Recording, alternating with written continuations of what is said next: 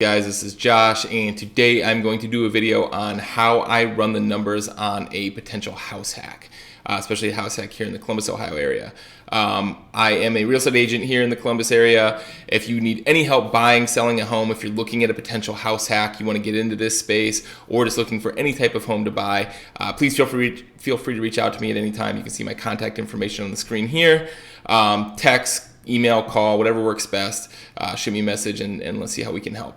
But today, again, I'm going to talk about how I actually run the numbers on a house hack. And if you've been following along, I've been doing a lot of videos on house hacking. I'm a big fan of it, whether it used to traditionally be how to get into real estate investing. I'm now a fan of it to use it into buying your own personal residence. And if you're not familiar, house hacking simply means that you're buying a home where you live in a part of it and rent out another part of it. So the most common way to do this is to buy a multifamily. So you buy a duplex with 2 units, a triplex, a fourplex. You live in one of them, you rent out the other ones. Now you're receiving all that rental income to help offset the mortgage payment. And traditionally, like I said, it was used for investing, right? So people wanted to start getting into real estate investing, but they didn't have the 20 to 30% down payment you typically need to get an investment property. So they would do a house hack, because if it's their personal residence, they can use an FHA mortgage with 3.5% down, or a VA loan with 0% down.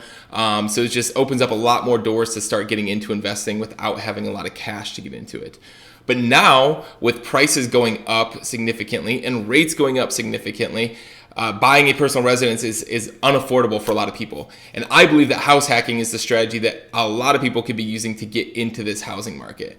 And you may be saying, like, look, I don't want to live in a duplex. I don't want to live with someone on the other side of me. I don't want to be someone's landlord. I don't want to collect rent. I get it. It's not the ideal scenario for a lot of people. But if you are priced out of this market, this is a way to own a home, and it's a way to start building equity so that in 2 years or 3 years or 5 years, when the price of this has gone up significantly due to Intel and all the other things coming into Columbus, you can sell it and move into something that you like significantly better. Or you can hang on to it, rent out the side that you move out of, and you can start building a rental portfolio that builds you long-term wealth. Either way, it opens up a ton of doors for you, and I truly believe this is a strategy that a lot of people should be considering right now in this current market. So today, I'm just going to look at a specific example. This is just a very random duplex that I happened to pull up. It's in Westerville, Ohio, a suburb here in Columbus. And I'm going to show you the 4 tools that I use to run the numbers and see if this would make sense as a house hack. The first thing is I got to pull up the actual listing. It doesn't matter what you use for this. I typically use the MLS, but in this case, I'm just using realtor.com. I use a mortgage calculator where I put in all the information to find out what my payment's going to be. I use a tool called Rentometer. There is a free version and a paid version. I use the paid version for I think $150 a year, which just gives me even more information. The free information will still give you what the average rent is. This is how you're going to see how much you can collect in rent on this potential property you're looking at. And finally, I have a very basic spreadsheet here where it's going to help me look at the actual numbers so I know how much cash I'll need to go to closing and what my net monthly payment will be after I factor in that rental income I get. Okay, so let's look at this property here. This is, again, it's a house on the market. It's in Westerville. It is a duplex, 2 units. Each unit is a 2-bed, 1-bath. It's a nice, looks like a nice little brick duplex, right? We can look at the pictures here. Again, it's nothing special. For a lot of people, this isn't their ideal scenario. But especially if you're young. If I was 25 years old and I could go back and do this again, I would do a different one of these every single year. But it's pretty basic. Okay, so the first thing I want to do, I'm going to take this information and we're going to look and see how much my mortgage payment is going to be. So we're going to take the information. We're going to say you get it at list price, $374,900. All right, I already have this in here. You're going to do an FHA loan for 3.5% down. We'll say your interest rate is right at the average, which is about 7.5%. A 30-year mortgage. You need to know the property taxes because it's going to include that in the payment. I had already looked ahead of time. You can find on the listing $3,500 a year. Your PMI, if you're putting less than 20% down, you're going to have PMI, which is just private mortgage insurance. I'm leaving in their estimate of 0.5%, but you can get an actual amount from a lender. Homeowner's insurance. Again, this you're going to have to either get an exact quote or do an estimate. I think $1,800 a year is a pretty good estimate, probably a high estimate for this area, but we're going to go with it. And then we just hit calculate. And I can see here that my payment with all of those things included is going to be about $3,122 a month. All right, so I'm going to go over here and I'm going to put in my purchase price, $374,900.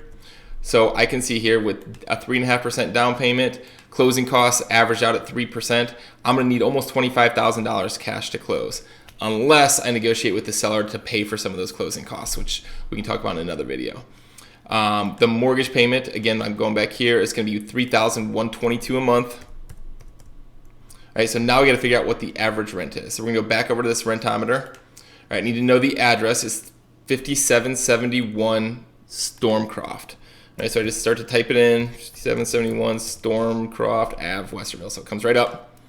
All right, there's a lot of some information you can put in here. They want to know what you're currently paying for rent, so it doesn't matter what you put here. It's going to compare to the average. I'm just going to say $1,400 a month. How many beds? This is a 2-bed. It's a 1-bath. I want it to look back 12 months. And the radius, I don't want it to go any more than 5 miles. I'd really like to find stuff within a half a mile, ideally. The building type, I want it to compare to other houses and duplexes. I don't want to look at apartments and condos because those are very different rentals. Okay, and then I'm going to hit analyze.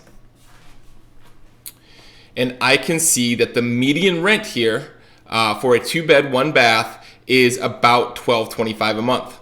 All right, so this is where it helps to have the pro version. Again, I pay $150 a month. You can get this information we just got for free. To go to this next part, you got to pay the $150 a month. It's called the pro report, and this is going to show me the houses, the rentals that they're comparing it to. So you can see this one's about a half a mile away. It's a 2-bed, 1-bath house. In August of 2023, it rented for $1,300 a month. This one's a half a mile. It's $1,400 a month. Same thing. The lower ones are actually a little bit further away, this $995. There's actually one kind of dragging it down. So I would actually estimate this. I'd put it at $1,300 a month. I think would be a reasonable assumption here.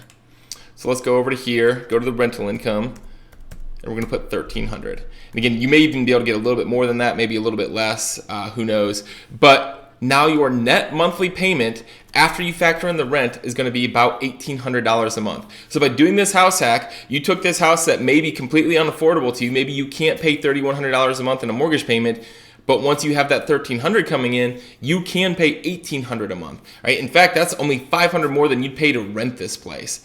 Then we factor in every year that rent's going to go up. So let's say that next year is $1,350 a month.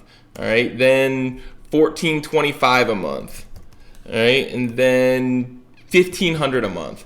So in year 4 here, you're getting $1,500 a month, but guess what? Because you're in a fixed rate, fixed mortgage, you're still paying $1,822 a month for your mortgage. So now your net payment is down even further. All right, so $1,300 a month, whatever it is. You are going to be significantly better off financially than if you try to stretch your budget to make a payment you can't afford by doing a house hack where you're bringing in this rental income to help you afford it. And if you use the right lender, a lot of them are going to let you use that rental income to increase the amount you can afford on a mortgage, right? So instead of being able to afford $300,000 mortgage, maybe you can afford this $375,000 mortgage and open more doors because you're going to have rental income coming in. So there's a million different things to look at. These are the main numbers that I'm going to use. These are the tools I'm going to use to do it. One of the big things I'm going to want to know is either unit currently rented? And if they are currently rented, what is the lease term? If I have someone in there that's stuck for a year and they're only paying $500 a month, that's going to drastically change my options there. So there's way more than this that we're going to look at. We're also going to want to know, is this house even worth $375,000 purchase price? That's where your real estate agent should come in and should be able to analyze it for you. But to get the nuts and bolts on if this makes sense as a house hack, this is what I'm going to look at. This isn't the best I've ever seen. I think you could do significantly better in the Columbus market by getting a higher rent compared to purchase price in a decent area. But this isn't bad, right? You can walk away and your net payment is $1,800 a month instead of $3,100 a month. You're in a good area. You're in an area that's going to appreciate. So, yep, this is what I'd look at, but just more importantly, this is an idea. This is how you can start to analyze those numbers and see what you're actually going to pay. So if you have any questions about this at all, My contact information again is up here. Feel free to reach out. Happy to help however I can, even if it's just answering some questions. If you want this very simple spreadsheet, I'm happy to send it to you. Feel free to create your own. But all you're doing is looking at what's my mortgage payment versus what's the rental income coming in. So we will go more on some actual examples in the Columbus and surrounding area on all the house hacking information that you can get.